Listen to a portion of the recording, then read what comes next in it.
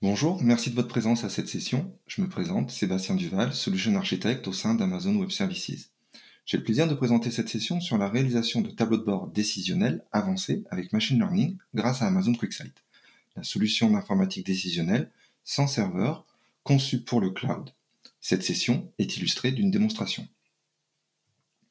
Commençons avec les défis actuels des solutions de business intelligence que vous utilisez ou que vous envisagez d'utiliser. Tout d'abord, la plupart de ces solutions sont équipées d'une architecture client-serveur et nécessitent un engagement de licence pour vos utilisateurs, le plus souvent annuel. Pour des nouvelles utilisations sur ce type d'outils, la difficulté sera d'adapter ce nombre d'utilisateurs et de faire en sorte que celui-ci évolue en fonction de vos besoins. Au-delà de l'engagement contractuel, l'attention se portera sur les performances de la solution dans le temps. Dit autrement, conserver les performances système du premier jour avec des volumétries de données croissantes. Vous devrez mettre en place des outils de surveillance et vous assurer que la capacité d'infrastructure est toujours suffisante pour servir vos utilisateurs. Une solution de business intelligence gérée par vous impute une gestion des mises à jour, des correctifs à appliquer et des sauvegardes périodiques. Vous devrez également tenir compte dans vos estimations de licences et d'infrastructures de besoins, d'autres capacités, disponibilité et redondance géographique. La solution décisionnelle doit proposer une intégration facilitée et sécurisée à vos data sources, une analyse approfondie de vos données par vos utilisateurs doit s'appuyer sur un outil décisionnel aux fonctionnalités avancées dans la création de tableaux riches et interactifs. Faire des compromis entre ces différents défis, coûts, performance, intégration, scalabilité, fonctionnalité, n'est pas la solution. Nous proposons Amazon QuickSight, service d'informatique décisionnelle évolutif conçu pour fonctionner sur le cloud. Cela signifie que vous n'aurez pas de serveur ou de logiciel à gérer. Cette solution permet de créer, publier des tableaux de bord interactifs et d'y intégrer des informations optimisées par le machine learning. Vous pouvez commencer avec 10 utilisateurs pour passer à 100, 1000 ou plus, en toute simplicité et transparence, sans modification d'architecture ni de capacité à planifier. Ce produit est entièrement intégré dans l'écosystème AWS, tel qu'avec des solutions de type Amazon Redshift pour du Data Warehouse, Amazon RDS pour des bases de données, Amazon Athena et Amazon Simple Storage Service pour du Data Lake, des applications SaaS comme Salesforce ou des fichiers CSV ou Excel. Ce service bénéficie de hauts niveaux de sécurité, chiffrement de bout en bout dans le transfert des données, autorisation IAM centralisée avec contrôle d'accès et journalisation CloudTrail pour les audits. De nombreux clients témoignent de l'utilisation d'Amazon QuickSight. Je voudrais vous citer le cas de Siemens qui témoigne sur l'accès sécurisé de ces données dans VPC, d'une authentification via la fédération d'identité SAML et la facilité de création de visuels. Certains clients utilisent Amazon QuickSight dans leurs propres applications. C'est le cas de la NFL ou Comcast par exemple.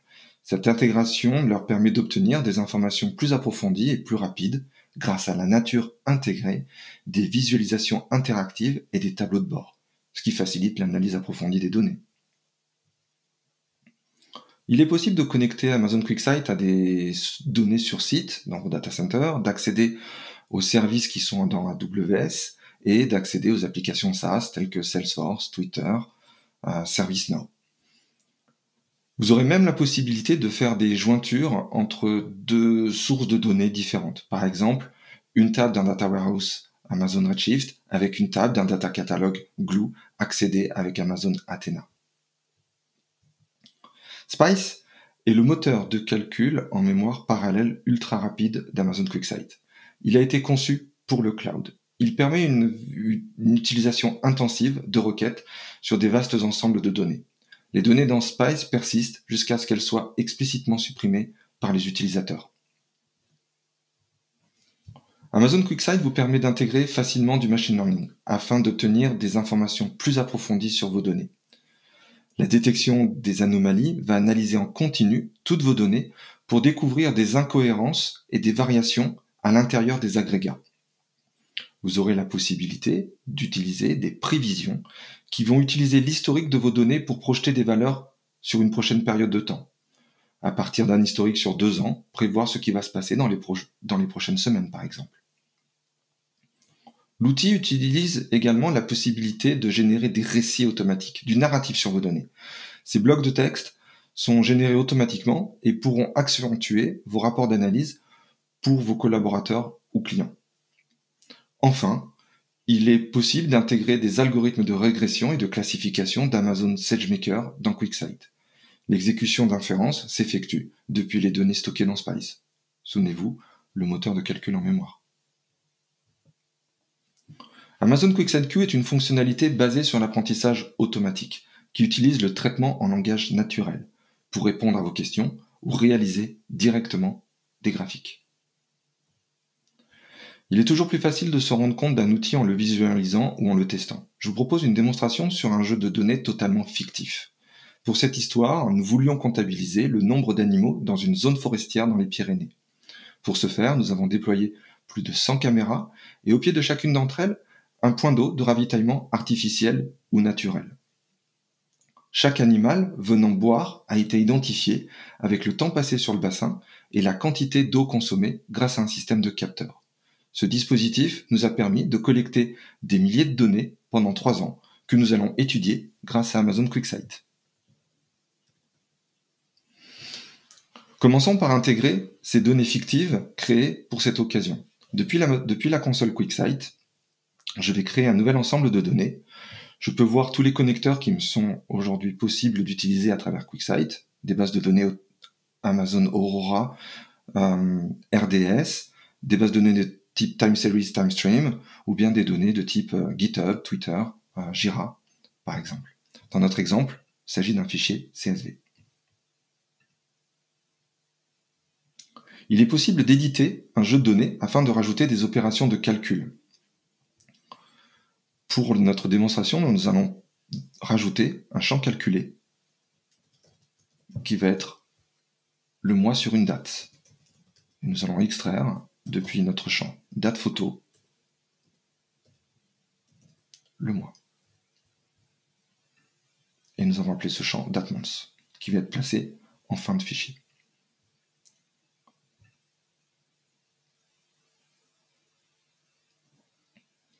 Nous pouvons voir les options d'affichage, telles que par exemple le choix du thème, ou pour cette démonstration, nous allons utiliser un thème plus sombre, nommé Midnight.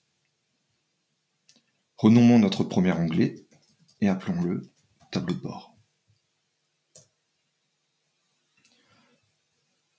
Le premier visuel que l'on va réaliser va être un graphique à barre horizontale pour représenter le temps passé par classe d'animal et animal.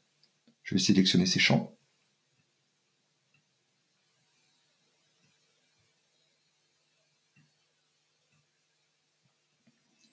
Et ainsi, j'ai les catégories mammifères et oiseaux, et lorsque je clique sur mammifères, j'ai la possibilité d'aller explorer mes données par temps passé pour chacun des animaux que constitue cette catégorie, cette classe mammifère. Nous avons la possibilité de personnaliser le nom du tableau, et nous l'appelons temps passé par animal. Notez que vous pouvez retrouver des options de paramétrage et d'affichage de chacun de vos visuels pour définir les noms sur les axes des ordonnées ou des abscisses, des étiquettes et des informations bulles. Tout cela est possible d'être personnalisé selon vos besoins. La deuxième représentation visuelle, nous allons faire un graphique en anneau pour visualiser la consommation d'eau par animal. Et donc nous allons sélectionner notre champ eau consommée et animal. Et rapidement, j'ai cette donnée. Également, nous menons eau consommée par animal. Dans notre jeu de données, nous avions des points de localisation de chacun des 100 bassins d'eau. Nous allons pouvoir effectuer une représentation visuelle de ceux-ci, parce que nous avions les coordonnées latitude et longitude de ces bassins-là. Et donc nous allons créer un visuel en point sur la carte à partir de ces coordonnées de latitude et longitude.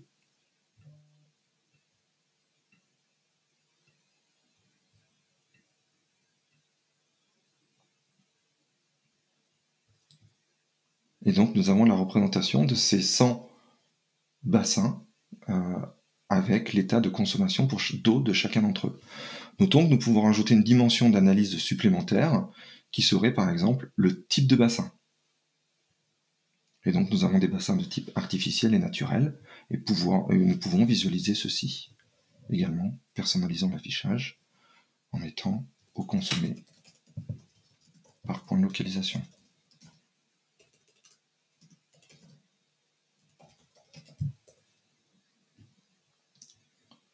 Sur ce premier onglet, on va créer un dernier visuel qui va être un tableau croisé. On va vouloir utiliser le mois sur la date, notre champ date, et l'animal, et regarder un petit peu comment évolue la consommation d'eau.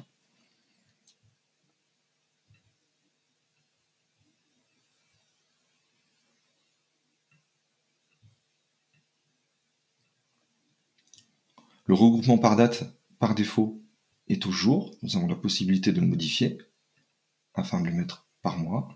Et également, nous avons la possibilité de modifier le format d'affichage que nous allons vouloir avoir dans notre tableau. Dans notre exemple, prenons celui-là. Et ainsi, nous avons ce tableau croisé. Nous allons vouloir maintenant créer un visuel, une représentation visuelle de ces données.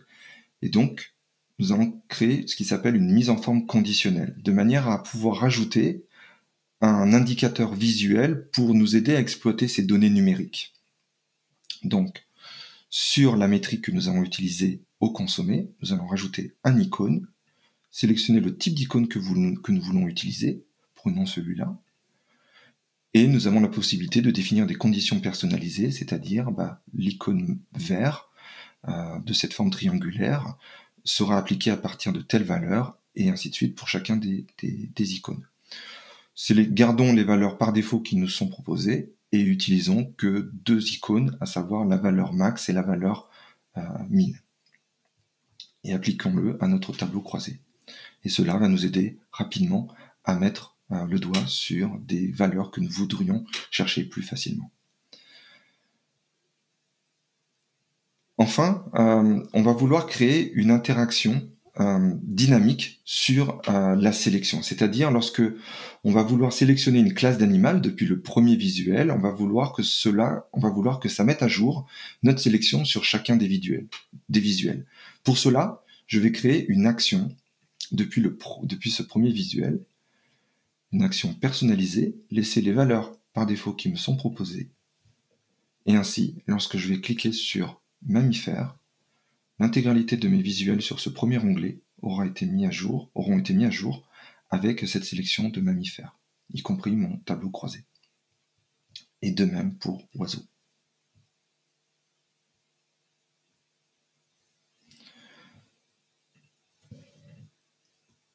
Dans un deuxième onglet, que nous allons appeler Analyse, nous allons travailler à l'exploitation de machine learning.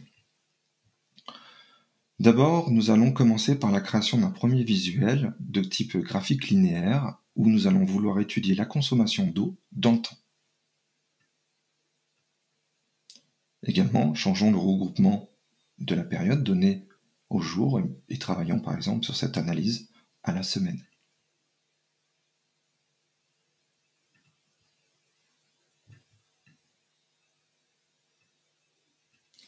D'un simple clic, nous allons projeter cela sur les 30 semaines suivantes en rajoutant une prévision. La valeur par défaut qui nous est donnée est de 14. Nous allons la modifier pour dire que nous voulons cela maintenant sur les 30 semaines suivantes.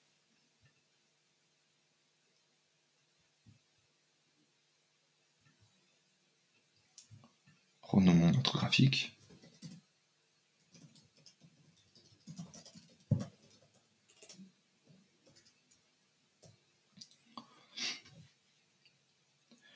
Imaginons maintenant que nous voulions ajuster les prévisions par rapport à une contrainte ou un événement extérieur, afin de modifier une valeur cible. Cela est possible via la fonctionnalité Que faire si. Dans notre cas, sélectionnons par exemple la date du 20 juin et appliquons un changement de valeur cible. Au lieu d'avoir la valeur cible 391, nous allons dire que nous voulons une valeur cible de 600.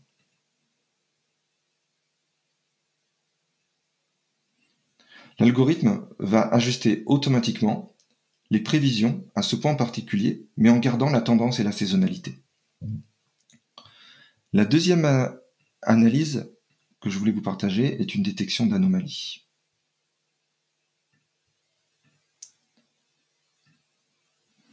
Sélectionnons notre champ date et notre champ au consommé. Notez que nous avons la possibilité également de rajouter une dimension supplémentaire. Dans notre exemple, nous rajoutons par exemple la dimension animale. Et voyons quelles sont les options de configuration qui nous sont possibles par cette détection d'anomalies. La première option de configuration sont les combinaisons qui vont être utilisées.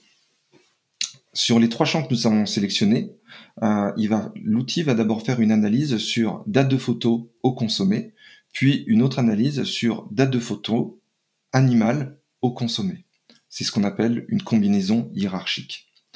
Voyons que nous avons également la possibilité de filtrer l'affichage, de définir le nombre d'éléments que nous voulons afficher, et également l'aspect planification. Et en termes de sélection de champs, notons que nous pouvons prendre les champs de manière à avoir en sortie l'affichage avec le nom d'animal.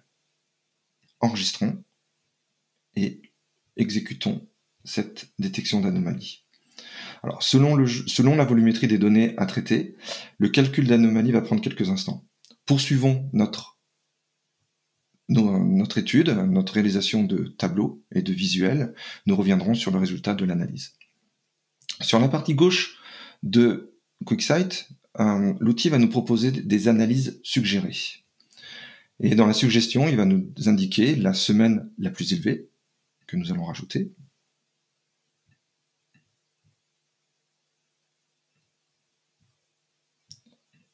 La semaine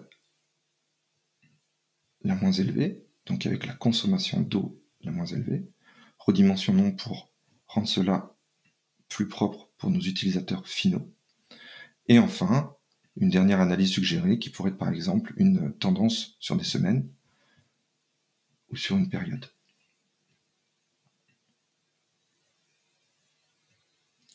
Le texte qui nous est donné est en anglais. Nous avons la possibilité de le personnaliser en cliquant depuis un visuel, personnaliser la narration. Et dans l'exemple, pour le premier visuel, ça va être la plus haute, donc la semaine la plus haute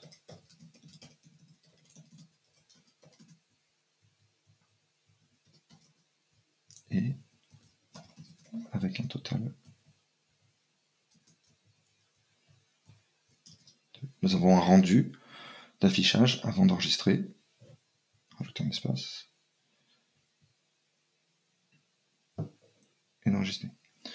Faisons de même par exemple pour le visuel. Le deuxième, personnaliser la narration.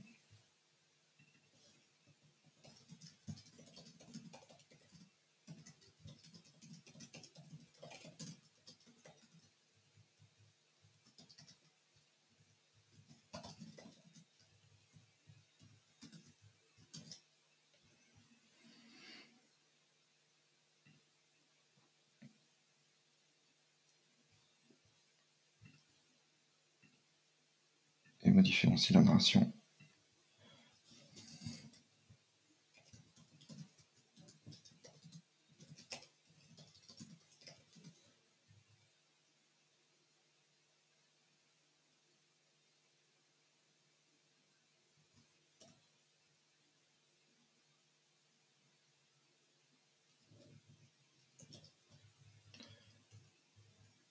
A, BC, 2. C'était pour compter.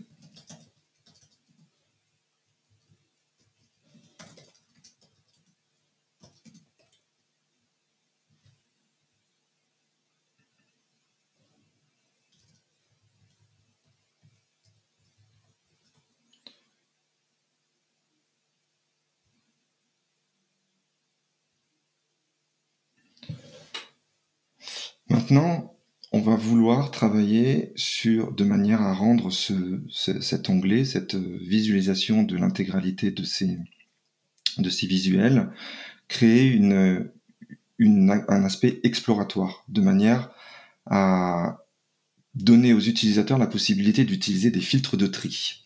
Pour cela, je vais créer un paramètre que je vais appeler animal, et qui va prendre le contenu d'une zone de liste depuis le jeu de données que nous avons chargé.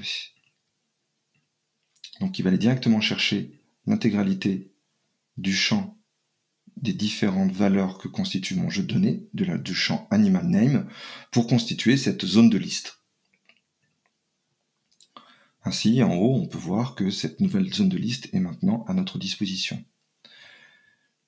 Maintenant, on va vouloir créer un filtre de manière à, selon ce que cette sélection a été effectuée, elle puisse être appliquée sur l'intégralité des visuels. Pour cela, je vais créer donc un filtre sur le nom du champ animal name et lui dire que la sélection n'est pas faite depuis le filtre lui-même, mais va être faite depuis une zone de liste qui est à l'intérieur du dashboard. Et donc, on va lui dire que c'est un filtre personnalisé depuis un paramètre que j'ai nouvellement créé, et le paramètre s'appelle animal. Ainsi, dans ma sélection, lorsque je vais sélectionner loup, l'intégralité de mes narratifs et visuels vont être modifiés de manière à n'appliquer la visualisation des données qu'au loup, et de même pour ours des Pyrénées. Remettons à tout. Voyons le résultat de la détection d'anomalie. On peut voir que l'anomalie a été détectée pour le 29 septembre, où on a détecté une surconsommation d'eau pour le loup, d'une valeur attendue qui était aux alentours de 4,6. Une valeur relevée a été à 32,1. Enfin,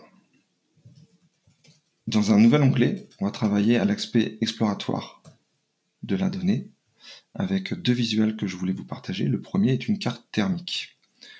Lorsque l'on a chargé nos données, on a créé un champ supplémentaire que nous avons appelé DatMonths, et nous allons faire un tableau sur DatMonths croisé avec les animaux et voir un petit peu comment se répartit la consommation d'eau par mois de l'année selon l'animal. Et nous pouvons voir des points chauds pendant la période estivale sur les animaux de type sanglier et ours des Pyrénées, et un petit peu de loup. Et enfin, le deuxième visuel que je voulais vous partager, c'est un visuel que l'on appelle le diagramme de Sankey. C'est un diagramme de flux. Habituellement, ce type de visuel est plutôt utilisé dans le monde de l'énergie ou de l'économie. Il peut aider à mettre en évidence des points faibles d'un processus. Dans notre cas, il va nous aider à faire une représentation sur la consommation d'eau par animal. Et donc, je vais sélectionner mes deux champs.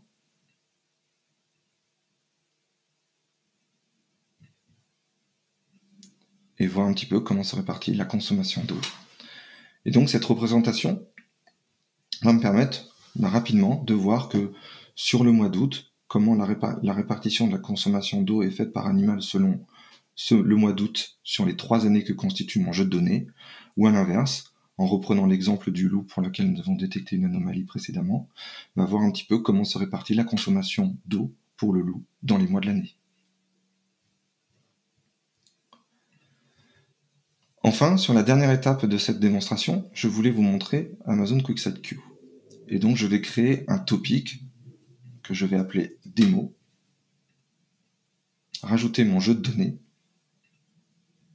que j'ai précédemment chargé,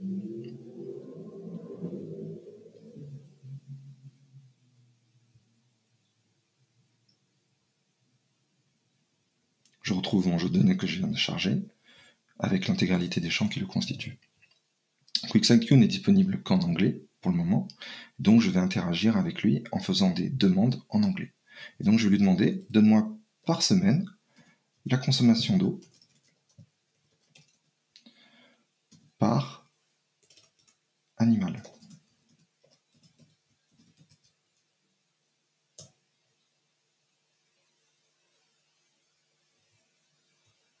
Il va me représenter cela. Et à tout moment, je peux lui dire si cette réponse correspond à mes attentes, de manière à aider le modèle et à s'enrichir. Je peux lui demander également, souvenez-vous, on avait une autre métrique qui était sur le temps passé, donc on pourrait lui dire, donne-moi l'animal name by time spent. L'outil va me sortir un diagramme à barre horizontale du temps passé par animal. Je peux lui poser des questions un peu plus directes, en lui demandant par exemple, combien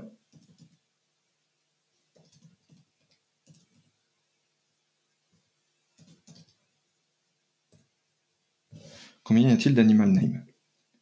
Il va me retourner 55 000, qui correspond au nombre de lignes que constituait ce dataset. Maintenant, si je veux savoir combien il y a d'animaux, de types d'animaux uniques différents, je peux lui dire, en lui demandant, comme en SQL traditionnel, un distinct.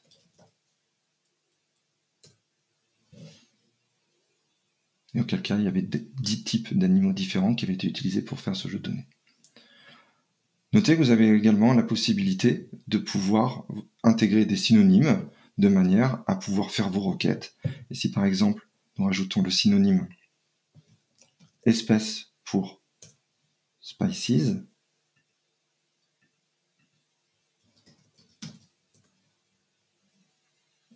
au lieu de water consumption, on va mettre eau, et au lieu de animal name, on va mettre animal.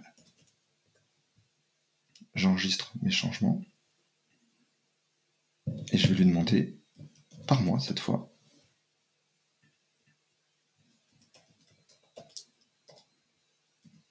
l'eau par animal et espèce.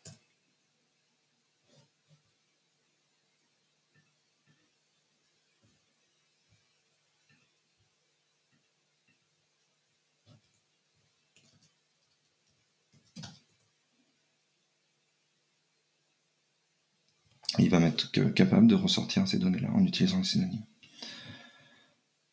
Et ce tableau a répondu à mes attentes.